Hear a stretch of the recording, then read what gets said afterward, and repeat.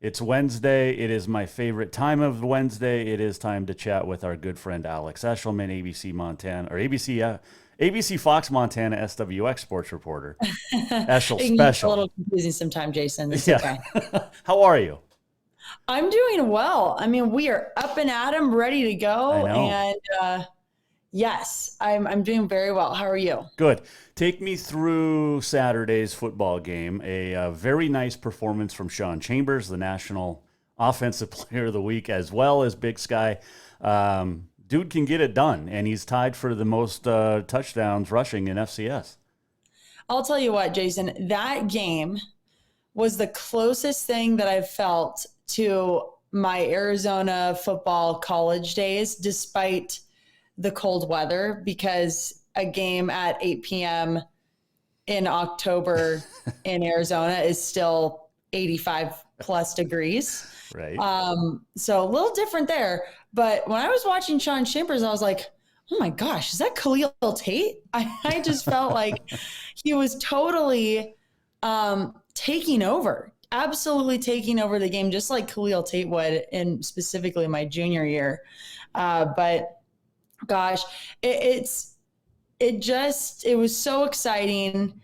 While Sean was the star of the show, obviously, I mean, there were so many other guys who stepped up too. You love seeing Cleveland get in the end zone. You love seeing Willie Patterson. And how about James Campbell's first career interception? He's been waiting for that one for a while. So, and then, everybody. It's always fun to watch Ty Okada and Callahan O'Reilly, Danny Louie-Lakepa, all these guys.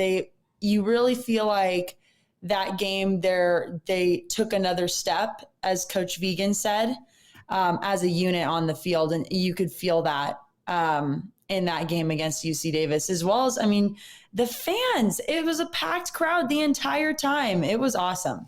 Well, and that's what we've seen over the last couple of years is the excitement level. Obviously, the fans, it brings a different element to a football game when Montana State's outdrawing UCLA. That's probably a good thing. Yeah. Right. No, totally. And we always talk about this, Jason, but to make it even better, and I hope it stays this way, because all of these guys who make up this team are so nice and so polite and so humble and grateful. And being able to hear Sean Chambers talk about how thankful he was for the opportunity, despite the fact that he's more, still very concerned. Everybody's concerned about Tommy and wanting Tommy to be back there. But he did such a good job of talking about how humble he is. And that's just rare. And I haven't been around. I mean, I can confidently say I've never been around a football team that collectively is as humble as this group. You know what stood out to me was Sean Chambers post game talking about how supportive Tommy was and how, Right. Tommy was on the headset the whole time helping him. And it reminds me of last year's playoff run when you had guys like Tucker Rovig sitting on the headset after losing a starting job potentially to freshmen at the time, and how supportive they were of Tommy because they want team success. It's not all about the individual success. Completely. And I think that that's really what the captains represent as well. RJ Fitzgerald talks about that all the time. Ty Okada, I mean, two walk-ons right there that are now captains, Callahan, Tommy. It's awesome. So hopefully they keep the ball rolling at homecoming this weekend. Okay, two things with that. Just one thing really. Why is it called homecoming when you were just at home? This is one of the biggest farces that drives me nuts with colleges all across the country.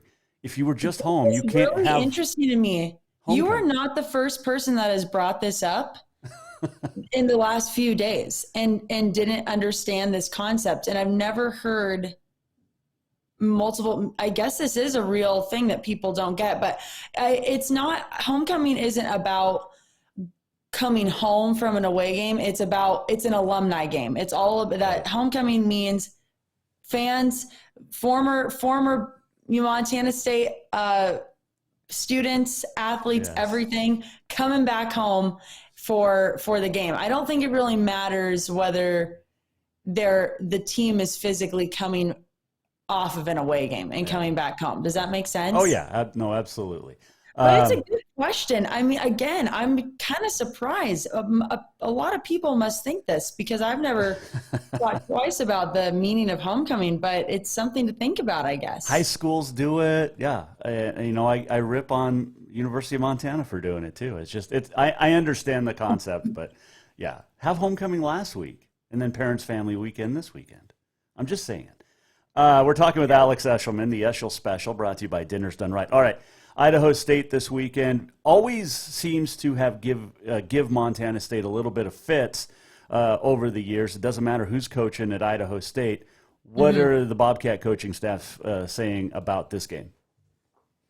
Yeah, well, first of all, they put up a good fight against the Grizz last week. I mean, 28-20 loss. They haven't won a game so far this season. So, first and foremost, they're itching for a win despite them being on the road and us being home. That's first and foremost. They specifically talked about their wide receiver core in their press conference earlier this week. So that's something that we're going to watch out for. And I think that that sounds like they have a pretty explosive offense. Defense is getting better.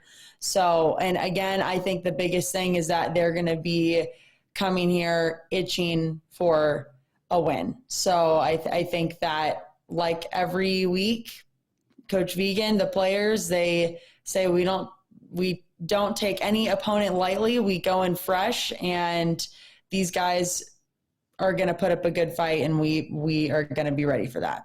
We're talking with Alex Eschelman here on the Jason Walker Show via Airlink on the Mike Miller State Farm Hotline. All right. My wife really wants me to ask this question. How is Tom? She's Tommy. She's like, once Tommy's gone, she has no dog in the fight. She's a Carroll grad. So how is Tommy, and is MSU being more cautious because of what happened with Tua and the big hit on his head and everything that's going on with the NFL right now? That's such a great question. First of all, we got to get your wife on the show. I mean, we should have her on the show, let's do a little special, that'd be fun. Anyway. Yes. I think, so that's a great question. Victor Flores actually asked Coach Vegan in the press conference on Monday, specifically about that and about the Tua situation, and said, how does it make you rethink, or not rethink, but does it make you think a little harder on putting guys back in after recovering from head injuries? And Coach Vegan, per usual, had a great response, but Coach Vegan said, we do not take that lightly. We expect, and he said that I trust our doctors, I trust our training staff, that they are doing the right thing with our players, and so far so good.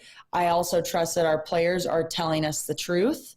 So, Jason, Tommy's doing well. He will not be in. Last time I checked, he was not on the depth chart, so I do not think that he will be playing this weekend. That could change, but so far I have not heard an update on that. Besides, I do not think he will be playing this weekend. He should be back probably next week, I would assume. I think the Tua situation is really interesting because I think it's a wake-up call almost for everybody. I think it's all fun and games until someone gets hurt. It goes to, the age-old saying. But I do think that it is something. It's not a tough situation because you don't mess with head injuries, but it is a tough situation because this business, there's so much pressure on these players, on the coaches,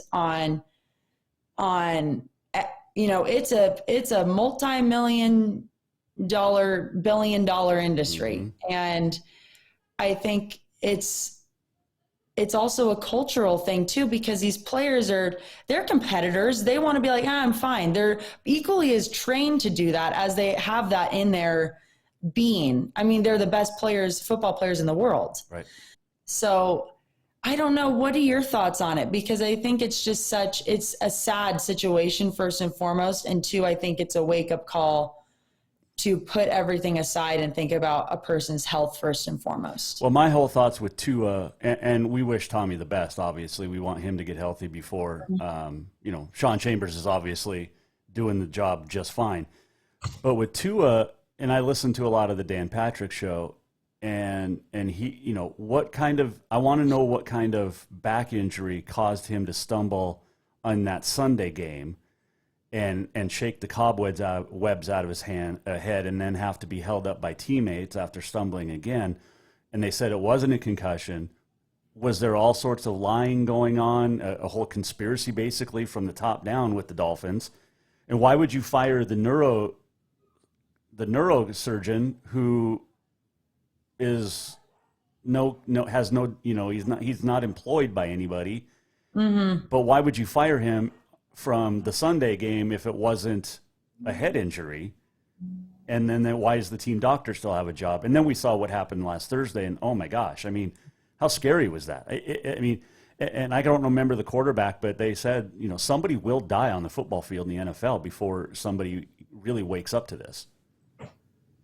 Yeah, it really is a sickening situation, and it makes it even more sad knowing how amazing of I'm talking like he's my best friend, yeah. But Tua is, I think, seems like one of the nicest, good people mm-hmm. in all the NFL. I will never forget him sitting in the center of the field after playing his first NFL game or first win. I forget which game it was, but just sitting there and reminiscing and being grateful. And I'll never forget that photo because it's just shows so much of who he is. Just like the cheating scandal in basketball, football, college sports, and everything that's going around, bribing players, paying players, all this stuff. I don't think that the Dolphins are the first organization to be doing something like this. Like, doesn't have a concussion, blaming it on the back, whatever it is. Like, this is an industry league-wide issue. Yep. And the Dolphins are just the ones that are being put on display right now because of how bad the situation really is right now with Tua and what it looked like. So again, wake up call. Your health is the number one most important thing in the entire world. You cannot be yourself and be who you are for yourself, for your family, for friends, if you don't have your health. So hopefully moving forward, that's something that the NFL can put at the forefront, and everybody, fans included, because we're the ones that are sitting there watching on Sundays from start to finish, and Mondays and Thursdays. Who have you? An situation. Yes. Who's your quarterback now that you don't have Tua in fantasy? Oh, well, I told you about my auto draft. I have 4 quarterbacks. Oh, that's right. You're good. Okay. You're good. And I've had Patrick Mahomes in since day one. Oh, okay. Well, okay. That makes me feel better. Patrick Mahomes. I've got Tua. I've got Matthew Stafford on board, and I've also got Tom Brady. So we're doing just fine in the quarterback situation. I still don't know how to make a trade on fantasy. This is my 3rd year playing fantasy, so I really need to figure it out. Yes. But so far, I'm 3-1. Hey, I am too. I lost for the first time. I followed the advice of the so-called fantasy experts, and I benched, Clyde Edwards-Helaire, because they said Tony Pollard was going to have a better game, and then Edwards-Helaire goes off. And I lost by, I think, 8 points, and I would have 6 or 8 points, but I would have won if I would have just kept my roster the same. So I'm 3-1 as well. I made a coaching decision, and it backfired. You gotta love fantasy football. But there's no buyout for me, so yeah, we're okay. We're doing just fine. This is all fun and games, but Does it ruin our week a little bit when we see a loss? Absolutely. Yes. Absolutely. Before I let you go, speaking of big crowds, a new Big Sky record. I know the Cats lost in volleyball to the Grizz, bummer there, but I was reading today, it's the 24th biggest crowd in NCAA, and if you take out Nebraska and Wisconsin, it's the 6th largest crowd this year in volleyball. Wow. That's a great. Where did you read that? Somewhere on the Twitter. I think the Big Sky Conference. Gotta love it. I think the Big Sky Conference Twitter had it. It was so awesome. It was so awesome because, first of all, the volleyball team deserves that. Such a great group of women and men.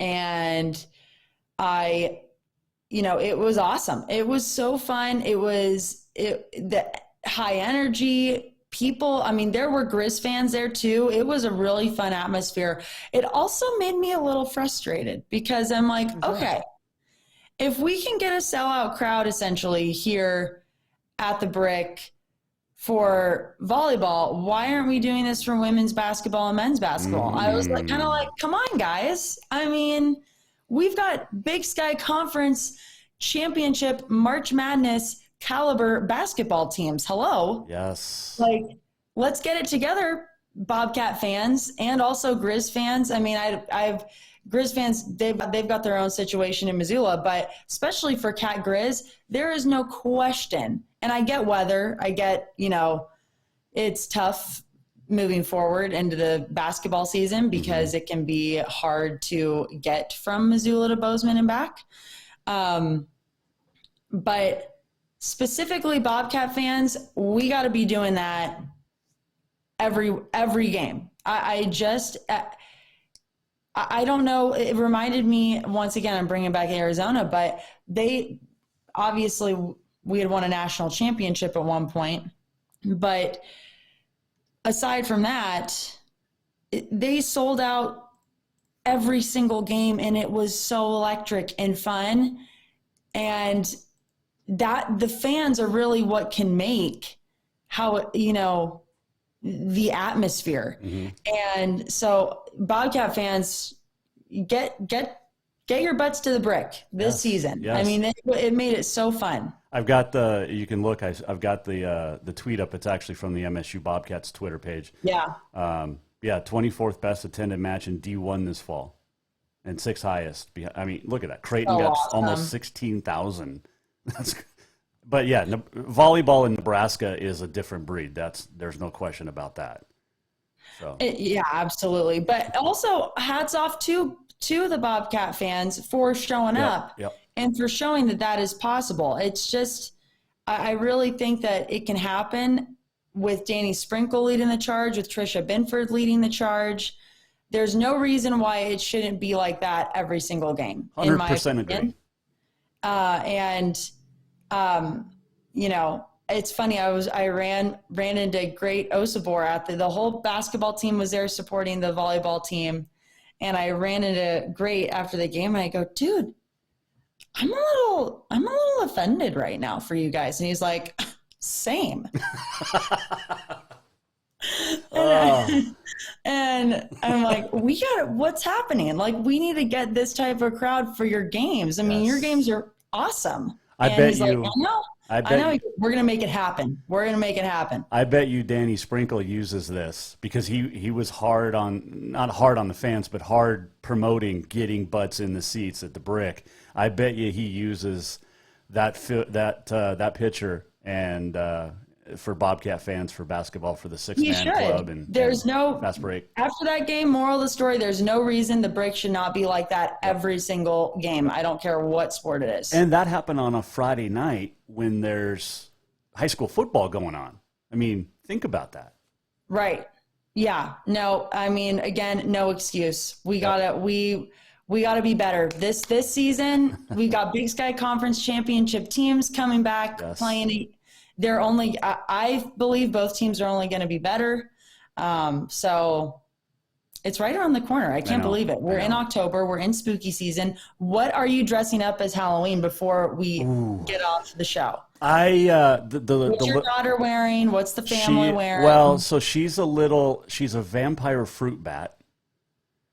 got a little mask, a little wings that she can wrap herself in. I asked if I could be Dracula, and she really wants me to be a pumpkin or Frankenstein's monster.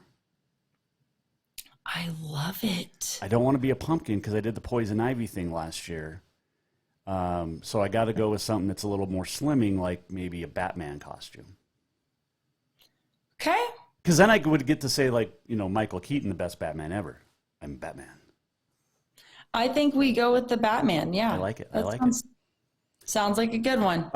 Before I let you go, Gallatin 5-1, unbelievable. They keep rolling. Garrett Dahlke, really good. Bozeman High, Jake Casagrande does what he does best, and good football down there, and good football here in Helena as well. It's going to be a fun couple of 3 weeks left in the AA, in the regular season for the high schools too. I know, it's so crazy. I can't, how did this happen? It goes by so fast every single time, and it's boom. We're in October. We've got 3 weeks left of the regular season for football, but I actually ran into the Gallatin coaching staff at the volleyball game. The Raptors are playing in Belgrade last night, and swept the Panthers, so good for them. But I ran into the coaching staff, and I was like, you guys, what a year. And they're like, yeah, we know. So far so good, but you can tell that and what I love about that group is they have high expectations.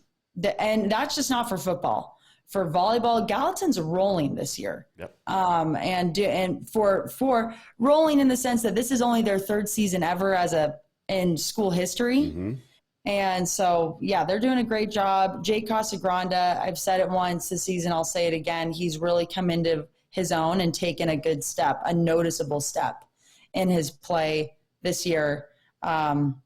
So we'll see. Your Helena teams as well doing a great job. Yep, they're a combined 10-1 right now, so or 11-1. Yeah, no, it's a fun season. It might be your guys' year. It could be. It'd be fun. It's never happened to have a crosstown championship in Helena, so that would be cool. Oh, that's a fun storyline. I'll be rooting for that. Yeah. MSU women rodeo get the win and won 4 of the 5 spring rodeos in the Big Sky region, and it's just I think the year of the cat continues. It's crazy. So far, so good. It's too early to say. I think Bethany Cordell tweeted out that it's the year of the Bobcat after both basketball teams won the Big Sky. So too soon to tell. We're going to just keep it one. I like their one game at a time mentality, so we're just going to stick with that. Have a great day and have a great week. What are we looking for on the SWX sites this week from you? Tomorrow, we have highlights of the Gallatin Belgrade volleyball game from last night.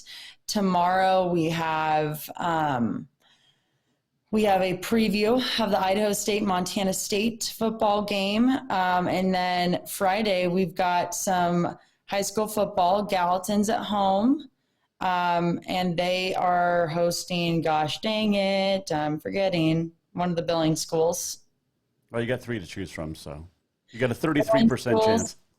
And then Manhattan is at home against Jefferson, so I'm hoping to make it to that game. I have not made it to a Manhattan game yet. So Jefferson's really good. Say that again. Jefferson's really good too.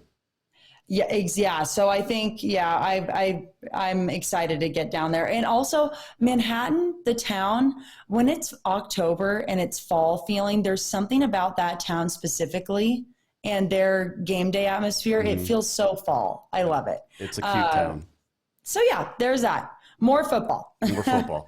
Have a great day. Have a great week. We'll talk to you next week. Her name is Alex Eschelman. You can find her on ABC Fox Montana, SWX Sports, and on the internet as well. She's the best. It is the Eschel Special. You're the best, Jason. Have a great one. Thank you for joining us. Thank you.